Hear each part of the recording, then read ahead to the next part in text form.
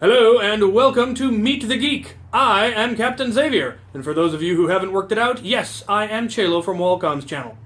I would first like to thank you all for subscribing to my channel and watching all of my absurdity and giving me so much wonderful feedback. I have gotten so many great ideas from you guys, it's absolutely amazing. Please keep them coming.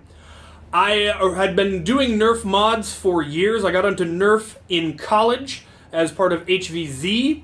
I then started modifying my own stuff. If people saw how well it worked, asked me to modify their stuff, so I did basic internal mods, paint jobs, and that sort of thing. Years of HVZ afterwards continued to build my arsenal, which is why it is as absurd as it is.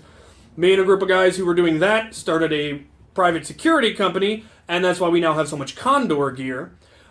We have since expanded to doing HVZ in other places, as well as general private security work and medieval and military reenactment for schools and Ren fairs and stuff like that. We do a lot of weird things. I ran into Wallcom at the Pacific Northwest War, and he saw all of my absurdity and simply had to do a video of it. So he did, and he posted it. And between how popular the stuff was on his channel and the fact that I ended up with, I think, 750 subscribers without having ever posted a video is why I finally started doing YouTube. I'd thought about it for years, but had never actually gotten around to doing it, and finally with 700 people going, "Show us stuff!" I felt compelled to do so. So I did. And that's where I am today.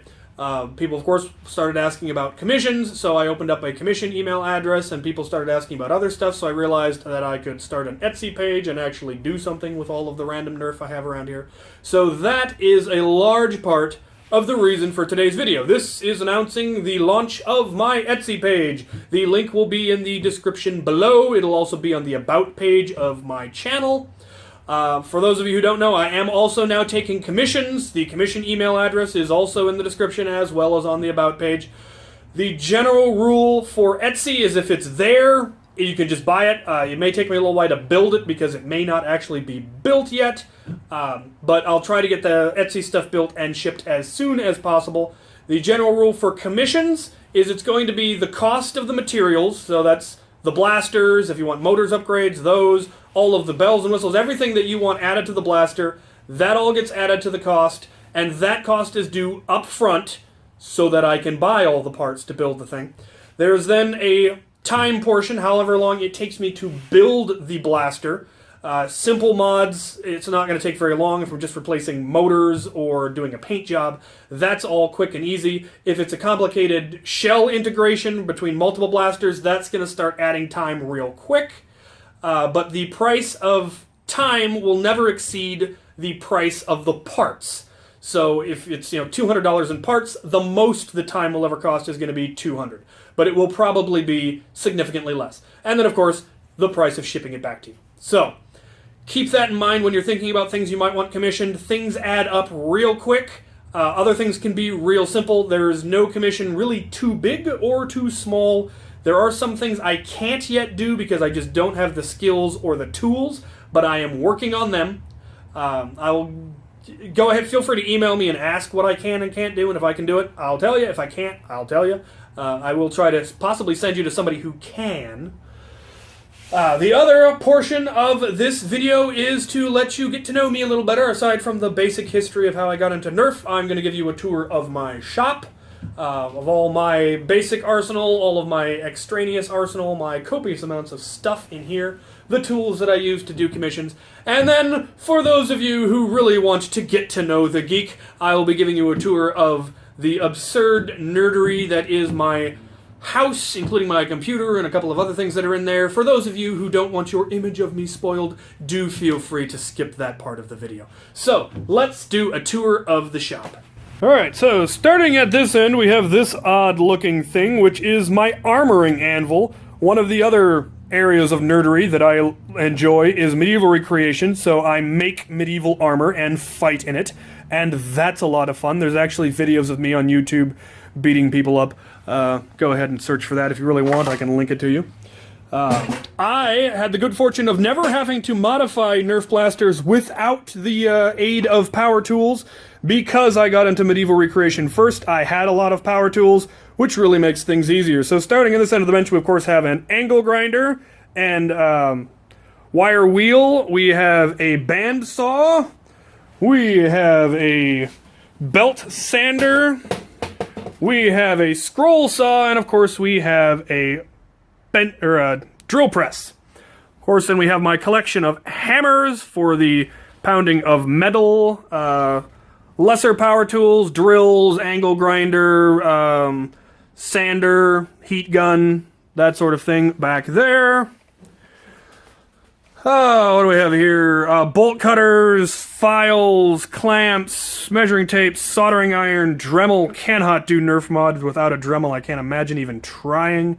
Cutters, pliers, screwdrivers, scissors, a vast collection of tape, all sorts of various parts and whatnot. Up above the shelf, I have all my tools, or rather materials. Hot glue, foam, screws, electronics, springs, wiring, electronic bits, motors, transmitters, that sort of thing. Nuts, bolts, screws, nails, rivets, metal cleaning stuff, more screws, paint, all sorts of materials up there. You do not need all of this in order to mod. You can generally start modding with a screwdriver. And something to cut springs. You could pretty much start there, but this makes it a lot easier and allows me to do much more complicated stuff much faster. Moving on to my personal arsenal, this is my wall of orange and black.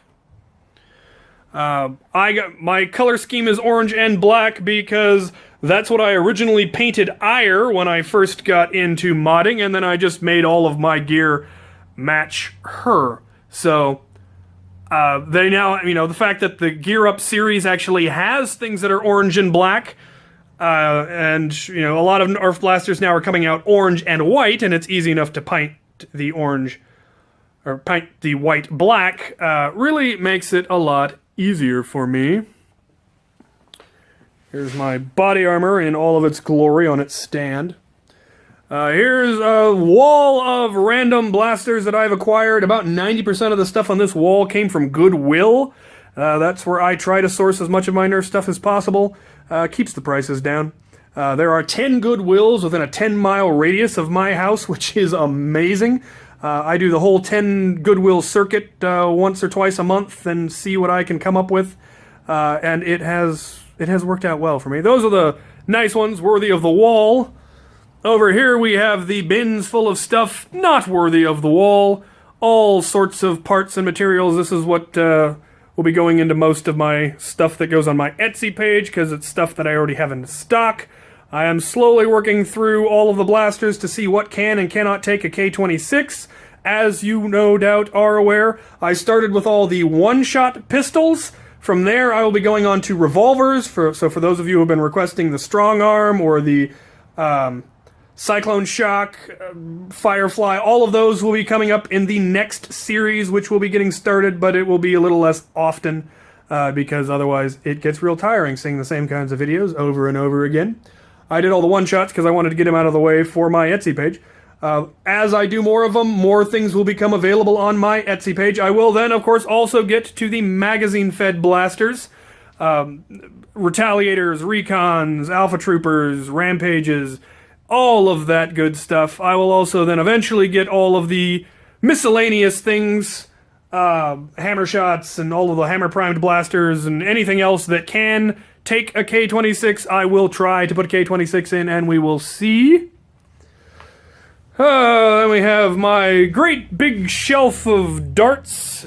All darts and magazines and rockets and any other types of ammo that I might have. The shelves there in the back are, who knows. There's all sorts of stuff, computer components. Some of those boxes are Nerf. Some of that stuff, I'm not even sure what it is. This tragic collection of God knows what in this corner is mostly my medieval stuff, my armor, weapons, that sort of stuff in trunks, stuffed away in the corner. That about does it for my shop, I think. Hopefully, I haven't had too much shaky cam and haven't made you all motion sick. I get that pretty bad. Let's see. Under the bench, there's some more tools. table saw. Not terribly useful for a Nerf, but this bin is John's. He's left his stuff here because he tragically doesn't have a shop as nice as mine, so I let him come over. Walcom comes over sometimes and works in my shop as well. Okay. So that's my shop. That's pretty much the last of this video that's going to be Nerf related, so for those of you who don't want to see my other nerdery, now would be the time to leave. Are any of you still with me? You're weird. Alright, a question that has in fact been asked is what in fact I do for a living. Well, here's my home office. I work for a very large tech company. I work remotely, so I've got a couple of corporate laptops here that I use to remote in and do my work. And it's magnificent. I do in fact live the dream. Bookshelf there in the background, DVDs, books, video games, gaming books, that sort of thing.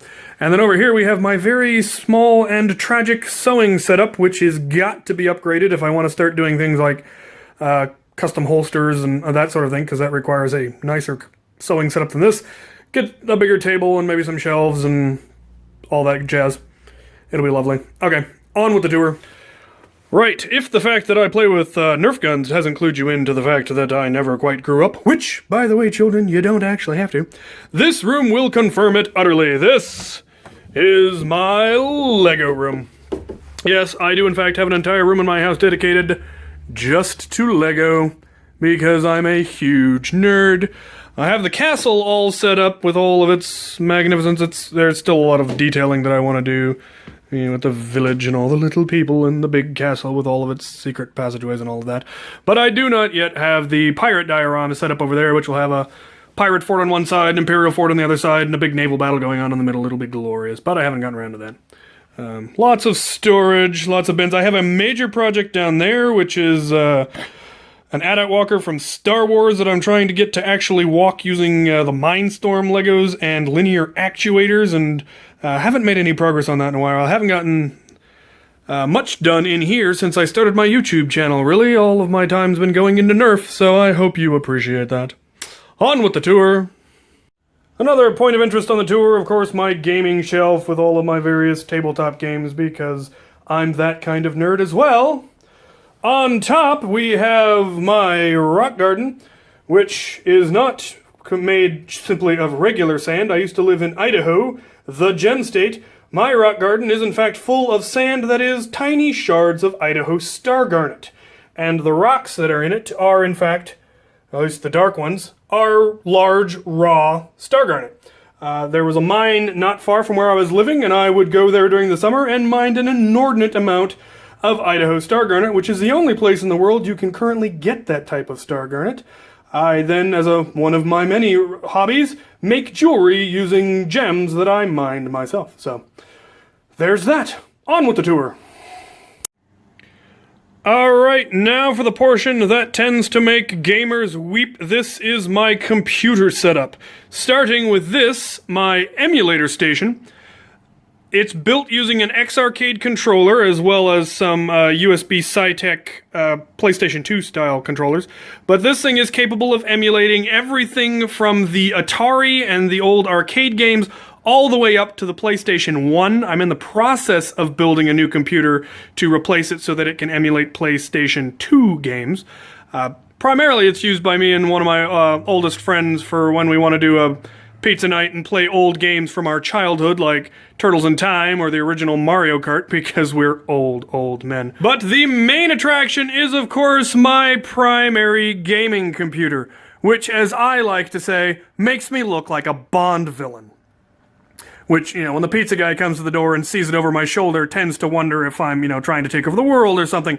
The desk is custom built using something called FastTube that I found online and put together the specs and sent it to them, and they were able to cut all the pipes and send me all the stuff and the joints, and I put it all together, and it's magnificent, and I love it. I originally started building computers, of course, back in college. I'm a computer science major, so I'm a professional nerd, as well as a personal nerd. And back then, I actually needed multiple monitors because I was doing a lot of programming. So I would use multiple monitors, one to have my code on it, one to be running the program on, one to be researching stuff on, and one to be chatting with the rest of my senior design team. Nowadays, it's really just a hobby, and I do it because it amuses me to tinker with my computer. The whole setup is built around multiple computers. My primary one is a Dell Precision. The one below it is another Precision that's going to eventually replace the old XPS that's running my emulator station. Down below it is my Linux box for when I want to commit all manner of malfeasance. Over here is my atypical case, and it's my sandbox for when I want to tinker with parts or do some really funky stuff to a case of some kind. Below it is my laptop. For the displays, the 8 displays that have the gray Imperial background, they're all the primary computer. The blue one in the middle is actually the laptop. This monitor over here is actually a touch screen that just mirrors the main screen if I want to use it for various things. I don't have it plugged in at the moment. The screen down in this corner just mirrors the emulator station and allows me to tinker with it. The monitors over here would be the new gaming machine, but it's not currently up and running. I use a program called Synergy, which allows me to share my mouse over my network so that I can go from any computer to any other computer as if they were the same computer, just screen to screen. Very cool program. I also use a program called Ultramon, which puts a taskbar on all of my monitors, which is magnificent. The chair was also custom built using the same system, and I built it primarily for the game Elite Dangerous, which I will demonstrate in a little bit. Flight stick and joystick on this side, mouse and joystick on that side. That is a programmable audio control system, and over here is a programmable button pad that I link to my macros for various games. So that's the setup. I'm going to hop in the seat and give it a quick demonstration. So there you go. Alright, well, to get into it, keyboard tray swings out, this flips up.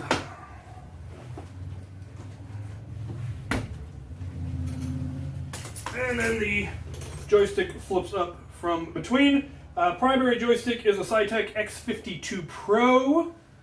That's for most of the flight stuff. And then the two here are for combat thrusters. I also use these if I'm playing like one of my mech games. Anything where you would usually have two thumb toggles, so anything that is vaguely first-person shooterish. I generally don't play first-person shooters because most of them make me motion sick, and I don't feel like taking a lot of Dramamine just to get yelled at by a 12-year-old. So mech games, however, are very similar, so they would usually have the two thumb triggers. I instead have two full joysticks with their own triggers and their own sets of buttons and directional hats and throttles and everything else. Keyboard, like I said, swings out and I can reach it if I need it, though I generally don't need it because I've got so many buttons mapped to anything that I would normally have on the keyboard. I primarily built this setup, as I said, for playing Elite Dangerous, which is what we have going on up here. There are also foot pedals. On the left there is a transcription foot pedal that's got 3 buttons that I can program to whatever I want, so in Elite Dangerous they do specific things.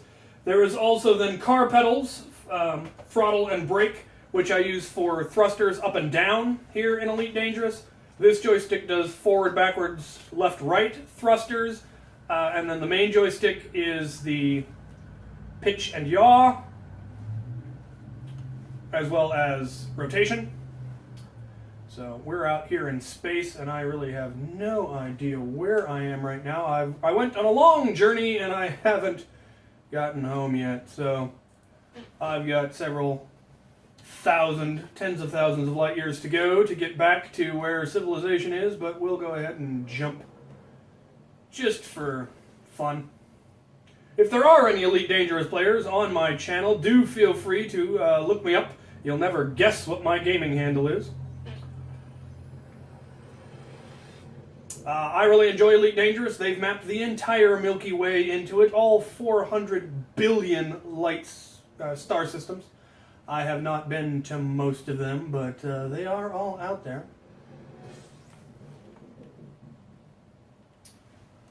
So there you have it. That's, like I said, what this was primarily built for, tragically, is a single video game, though I use it for lots of other video games as well.